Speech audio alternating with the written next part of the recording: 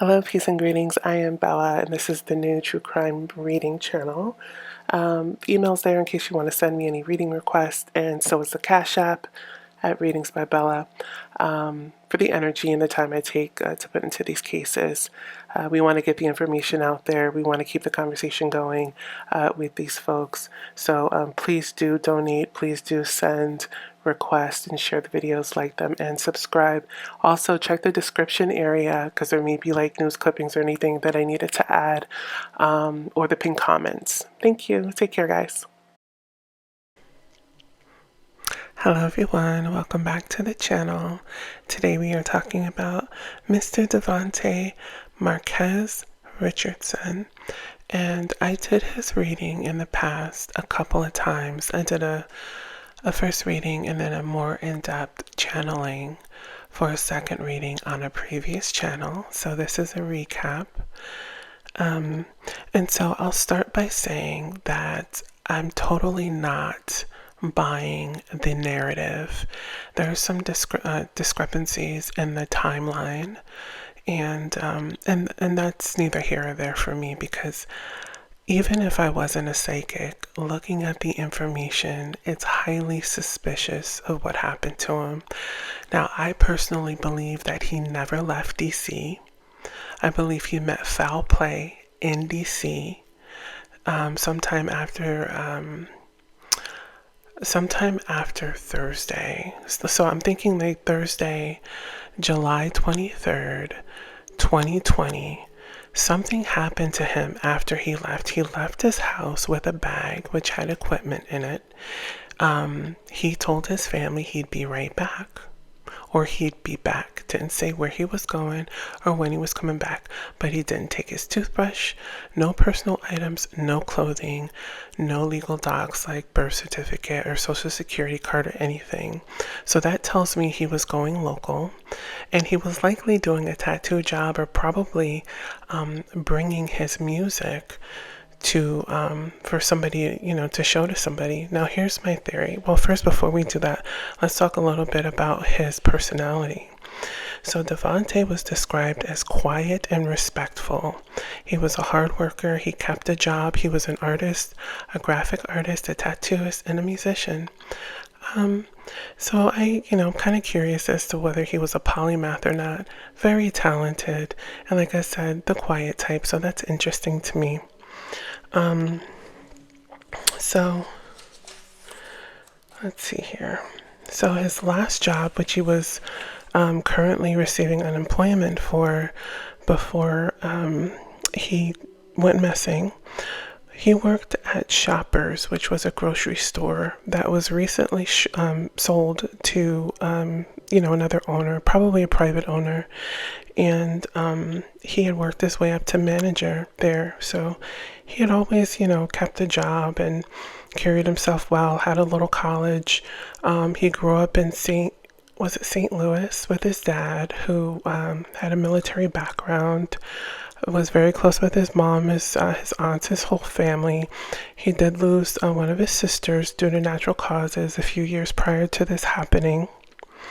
And so that's the background. Some people would argue because it was during COVID, there's people who are suspecting whether he felt ill or he was depressed because of the pandemic, but he was receiving unemployment. So, that would have been something for him to breathe. And he was doing tattoos for people. He did his mom's tattoo. So much of the information about the timeline I'll be sharing with you is sourced again by his aunt Marquita Robinson. I will be leaving a link to the interview that she's done, and you guys can go and hear some of the information for yourself, as well as in this interview it has some information from a family advocate out in Wyoming. So there's plenty of information there. All right, so again, I'm just looking at my notes here, but because there's so much information. And Davante's a sweetheart. He's been with me for a while, and Like I did the first few reading, and when I say he's really sweet, I actually wonder if there's like a blood connection, like if he could be a relative, because he comes around me, and he's always pleasant. The last time he was around me, he showed me something like with tires. It was like a beatbox and tires, and that was like a few months ago, probably like in November.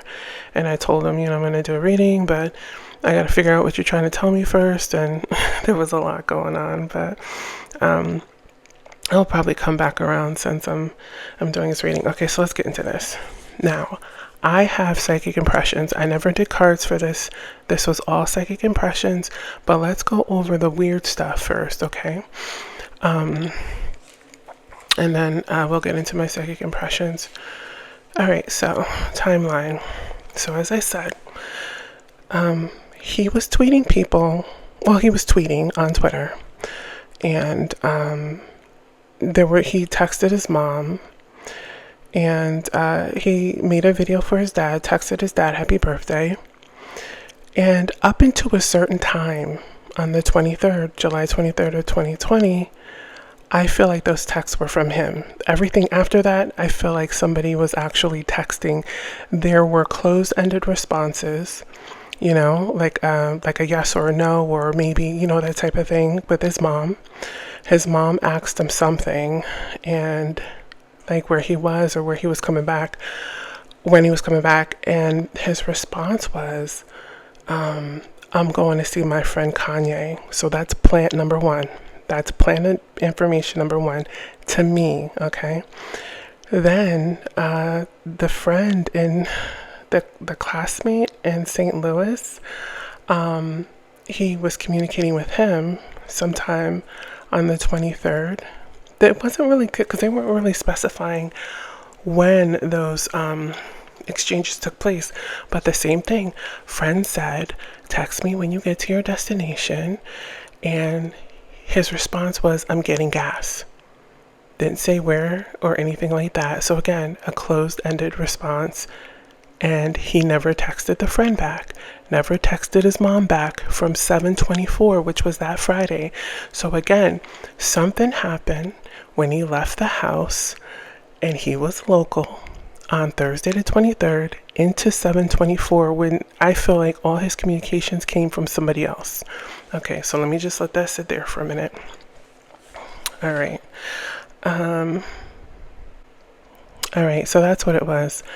He told his mother he was going to visit his friend Kanye. Who says that? He never met Kanye. I think that somebody was toying with him, claiming to have a connection to Kanye, because he sent Kanye a text on the 23rd. Hold on one second. Let me find that note. He sent a I got so many notes, y'all. Okay, here it is. Someone may have been communicating with him, claiming to be from Kanye's camp, which could be why on 7/22/2020 at 11:29 at night, he tweets Kanye asking, can they meet me halfway? Kanye never responded to that tweet. So whether Kanye knew him or was connecting with him, communicating with him or not, somebody was definitely communicating with Davonte, posing, okay, fishing him. And I'll get into that after. There's this thing with young Melanite males who are talented, who are being set up and abducted and group SA'd, sacrificed, and consumed. I call them the jewels. I call them the jewels because occultically, between the melanin, the blood, and the attributes, like the intellectual level that some of these Melanite males have, they are prime for these kinds of sacrifice rituals. Okay, but we'll get into that later because I've done other readings in the past where very bright, intelligent, talented young Melanite males were disappeared. And it's a thing. It's a thing that I don't really hear anybody talking about, but it's one of the many dark industries, dark things that are happening here. And the perps are always from the Eastern Hemisphere. But those are the ones that are like, behind this, facilitating it. But let me get back to this. All right, my notes are all out of whack now. So let me get organized. All right.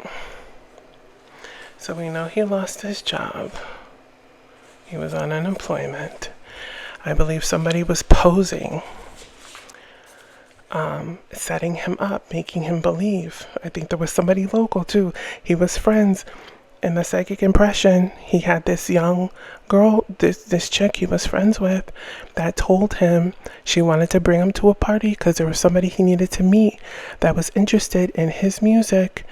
And I believe this was the evening of Thursday, the 23rd. This is why he took his bag with his laptops and stuff. Okay, he was being set up by this female who was a part of this organized like cult thing. And I'm going to tell you what my visuals were from that in a minute, but let's finish the rest of this. Okay. So he did not bring his clothes or anything. I think I told you that, right? Didn't take any personal documents, not a toothbrush, nothing. Just the tattoo equipment and the electronics. Okay. Now, as far as the Wyoming thing, there was an unconfirmed sighting of a white woman and a black male at a gas station in Wyoming arriving in his Jeep. Okay, but it wasn't confirmed to be him. Nobody could confirm that it was him. And that's important because in that area, I think there's only like 4% black folk in that state. And I think that if it was him, somebody would have known. You know what I mean? Like it would have been obvious that it was him. But it was his vehicle. And I'm going to tell you what I think I think they shipped his vehicle. Because the other thing is I'm putting in a map now showing you that the route that he likely would have taken was a toll route. And why were there no investigations done? Why didn't they ping his phone number? His phones. Why was there no photographs of his vehicle passing through toll booths? Why was there no pictures taken of his license plate? You understand? Like, there's no digital footprint from him traveling from DC to Wyoming, and nobody looked. They don't even know where his car is. The family's like, oh, I thought it was an impound. And then the cops told me they don't know where it is. The cops are saying, well, it was released to the family. Family's like, we don't know where it is. Really? So there's that. I believe the car was placed there. I believe it was placed there. And I believe that either somebody was trying to set up Kanye or make Kanye look, like some kind of culprit with this young man. I think this was one of the setups that they were trying to get Kanye caught up with, because I believe somebody was communicating with him, basically saying, hey, I'm with Kanye's camp, and yada yada yada. Somebody was, I think somebody was, because that tweet was awful suspicious. Like some of the tweets where he mentions Kanye, you can tell he's joking and it's just like in jest, but this was a pretty direct question, and it was on the 22nd. So it was the day following or before I believe something happened to him, and this was in DC again. So I believe again that whatever happened to him in DC. All right, so We know about the video that he made for his dad's birthday. Just going through the notes. All right, so his phones and his laptop were left in the vehicle. I don't know how many, maybe, I think there were 2 laptops, but they said there were 2 phones too, because he texted his dad from another phone, which was confirmed to be, I guess, a new number or something. So I don't know if there were 2 working phones. One was for business and one was for something else. And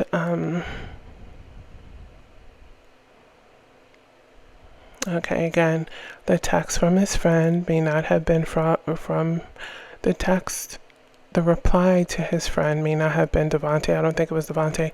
The other thing is the vehicle had no prints except for Davante.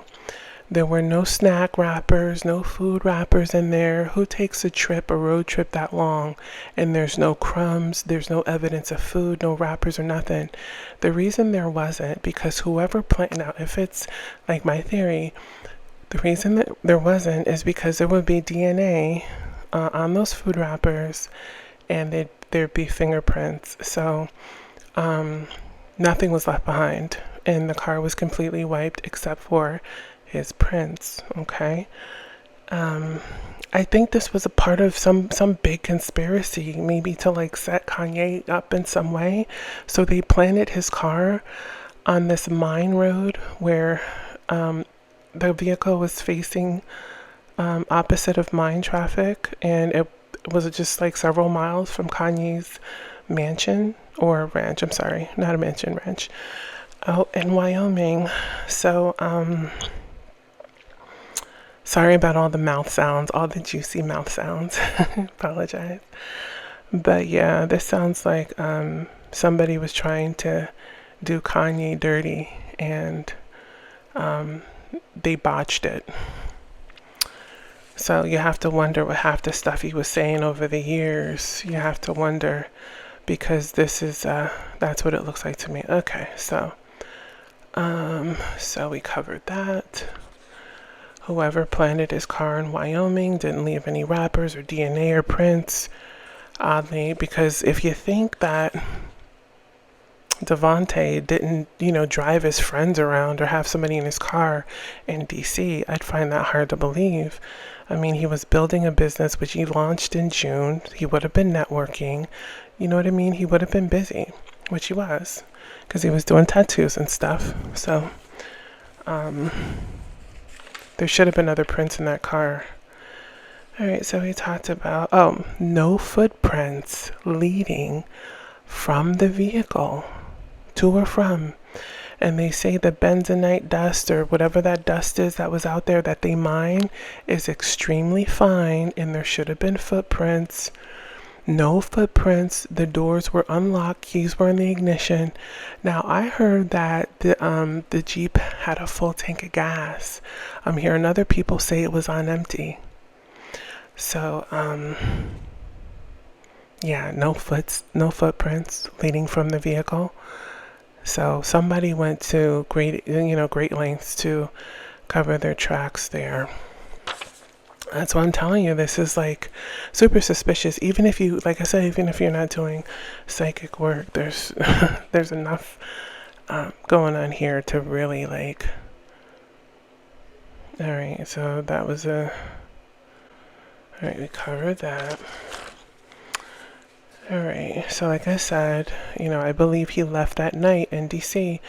He left his aunt's house where he was staying to go do tattoo work and to maybe show off some music, because again, I still got to get into my psychic impressions.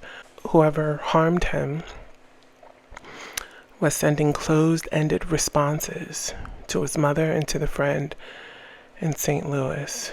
Again, no camera footage or anything. Nobody saw him at a fast food joint. Nobody, nothing. On the way out there, no real investigation done. He is missing. He's on the FBI, list. So no investigation. Nobody. I mean, come on. There should have been. Those tags should have pinged going through different toll booths.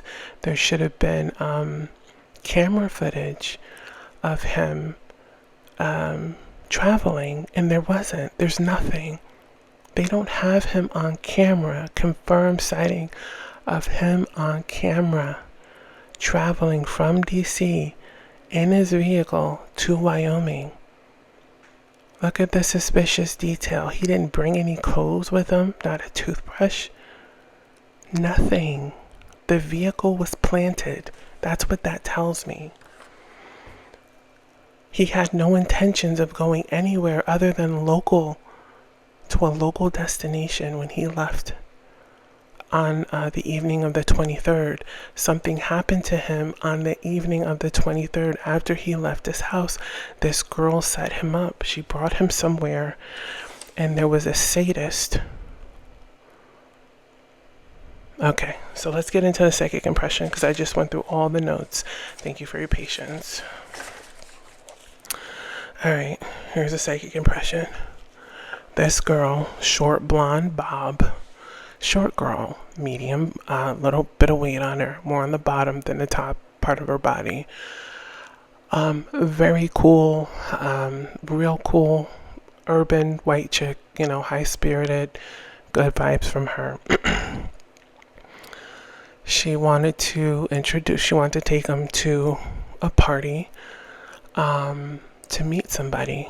The guy was he was wealthy Indian, from India. He had money, and it was a party. Wasn't loud. It was more like a lounge get together. There was quite a few people there. He gets there, and he's not really comfortable because it's not really his scene. He's more excited about meeting this person so he can share so he can, present his music and hear what this guy is offering. So he's sitting there and he's waiting for a while. I don't know, maybe 10, 15, 20 minutes. Finally, she comes out of the back with him. She introduces them, and then she disappears into the background. She doesn't leave. She just, leaves them to talk. The guy comes out, introduces himself, and it was small talk, but it wasn't really anything about music. He's more interested in telling him, Davante, to relax, sit down, enjoy yourself. It's almost like he's gaslighting him. You know what I mean? Just, and the eye contact was kind of like, I don't know. It's hard to describe. I mean, it's the kind of eye contact you would get when you're first meeting somebody and you're doing business, but it was in the evening. It was a laid back kind of affair, and the conversation of music just was not coming up, and it was discouraging. So the guy told her, very small talk. Guy told him to relax, asked him if he wanted anything, and then he said, well, we'll talk in a little bit, or I'll be right back, something to that effect. Asked Davante to sit down and relax. The guy leaves, and then he goes back into the area he came out of. Then there's three, I feel like there's 3 or 4, it's more like 3, large black males, dark-skinned black males that come into the venue, into the doorway, and Davante's not sitting that far from the doorway. And so what happens next is Davante's sitting there, is getting uncomfortable, he's ready to leave. Then the blonde comes up out of nowhere, starts talking to him, trying to calm him down. He wasn't upset. He was just like, well, this is not what I came here for, type of deal. So I'm ready to go. So then the next thing I know, not really sure how this happened, but I see Davante in a room, drugged, on a bed, and there's 3 males plus this Asian Indian guy in there in the room, and he can't really feel his body, but he's conscious and he's on this bed, and the unthinkable happens. And that was the end. That was pretty much the end. I feel like it's difficult to recall it because, like I said, I feel like I kind of have like a relationship with his energy. And when I first did this reading, the information was so fresh. It was so like, it was so fresh. It was so, the emotions are so raw. And I felt like I don't even want to hold you. Like I can't even get into those emotions at the acute level that I want to. But all I can tell you was that he ended up in this room on this bed, and these all four males were in the room, and he couldn't feel his body, and he was just looking up at the ceiling, and it was the beginning of the end. Now, he did give me the impression that they drained the blood from his body, that he was murdered ritualistically, and parts of his body was consumed. And that's all he was willing to, I guess, relive. But at the time, it was that I got the information, it was a pretty intense reading. He's okay now, but like I've mentioned in some of my other readings, it's not easy at all for these folks to recall these things that happened to them. So, and I don't like to dig into it a second time. But he's okay. You know, he's come around, and when he comes around, he's in great spirits. Very sweet energy, very sweet guy. Again, I wonder if we're actually related, because there seems to be kinship, you know. Maybe because I'm also pretty quiet and withdrawn generally, so we have that in common. But this is my recap reading for Davante, and if he wants to share more and he comes around, I'll be doing more, videos for him. But I'm going to pin the link in the. I'm sorry, I'm whispering, guys, because I, my walls are thin here, and it's late at night. But I'm gonna pin the link down below. If there's more, if he comes through and he wants me to share more, I'll be happy to do more videos. But I just want to be clear, like, this impression that came through was, okay, so the first reading, before I go, I did tarot, okay? I did tarot. Second reading was psychic impressions. That's when he came back and gave me the visuals.